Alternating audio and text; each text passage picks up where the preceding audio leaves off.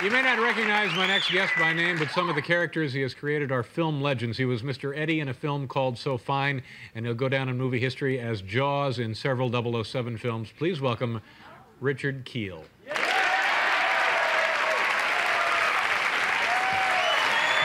Richard, how are you? Nice to see you. Come on over here.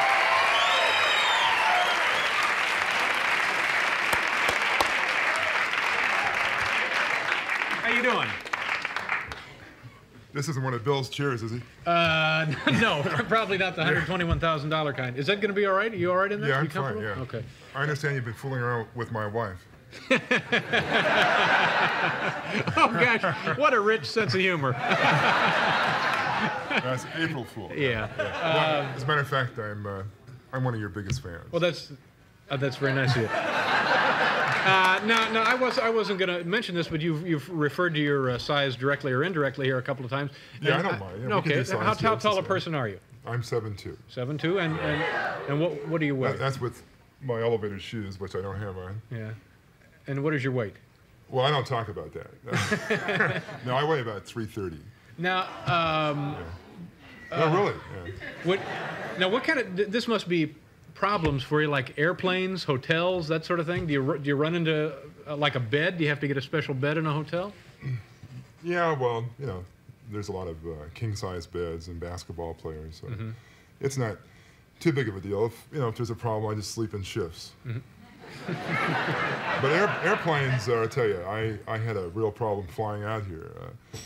They have this new plane. I won't mention the name, but it was this AA Airlines, and which I don't understand because everybody was drinking like mad, but it was, but the bathrooms, the walls kind of tilt forward. You're what, 6 feet tall? It must be a problem for you, Yeah, but for me, I can't even get in. I open the door and there's a wall. So what do you would do? Have somebody hold the door open and you stand on the other side of the hallway, on the other side of the aisle, and a horrible notion that is. Gosh. That's about it. Yeah. Do people? After a while, does it get on your nerves when people talk to you about it or make remarks to you when they see it? Because you're a very recognizable person, even if you weren't 7'2". I mean, how's that? Well, because of the parts that you've played in films. Oh, I know. You're very distinct, distinct characters. Yeah, in fact, one time there was this guy, and he stood, looking at me, staring for about an hour, and that really bugs me when people stare. Finally, I said to him, I said, what's the matter? Haven't you ever seen a guy with a space between his teeth?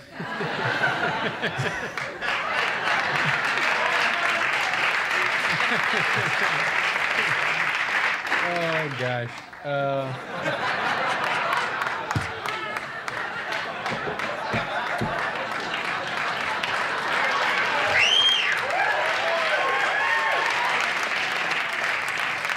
Let's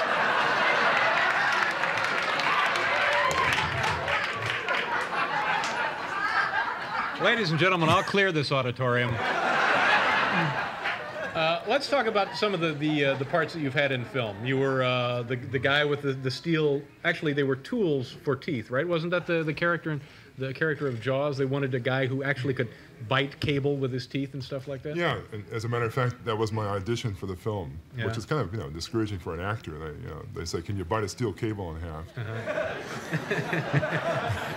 Now, these things that they built for you to wear, was that difficult to act with those in there? Were they painful? Were they uncomfortable? Yeah, they were pretty miserable. It was like having a train in your mouth. It was. Well, in fact, I think we have a picture of them right here, as a matter of fact. Yeah, these things were kind of like uppers and lower dentures made out of cobalt steel that went in the roof of your mouth, and they were a little rusty, and that painful expression I have in my face is because they're making me nauseated. Yeah. Good Lord. And then what is this one? This is, I guess, from a new film with you. Yeah, I just did a Western with Clint Eastwood called Pale Rider, and I got to ride a horse. I've always wanted to ride a horse, As you can see, I play a leading man. Now, do you ride horses a lot? Do you ever ride horses? No, in fact, I hadn't ridden for years and years. The first time I rode in the film was a film called Rifleman, a TV show. They had this great big horse. Yeah, a long now, time ago. does that bother the horse to have someone of your size? In this particular film, they had just a regular horse, and the 330 pounds. I'm not real big in the seat, so it was like all in one spot. And then my legs kind of dangled down in all the wrong places, for the horse. And it's like a horse with 6 legs. And so, he saw that gap between my teeth. Oh, stop it. Now, anyway, the horse got really, after about an hour of sitting out, the movies you shoot over and over and over again, I guess he got kind of a pain in his back because he started complaining, and so in the show, I get off the horse and I have a confrontation with Clint, and I go back to get on the horse. And when I went back to get on the horse started backing away. That's it. I'm done. What did you do before you became an actor?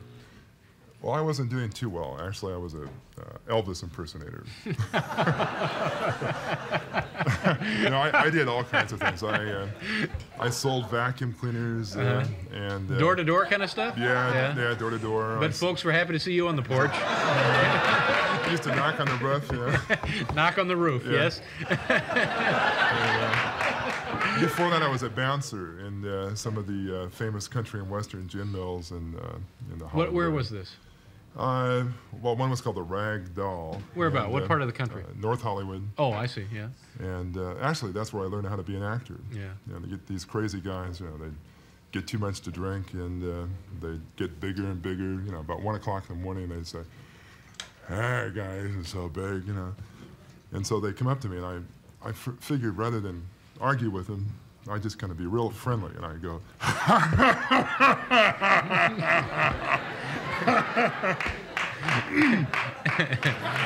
and then sobered them up. Yeah.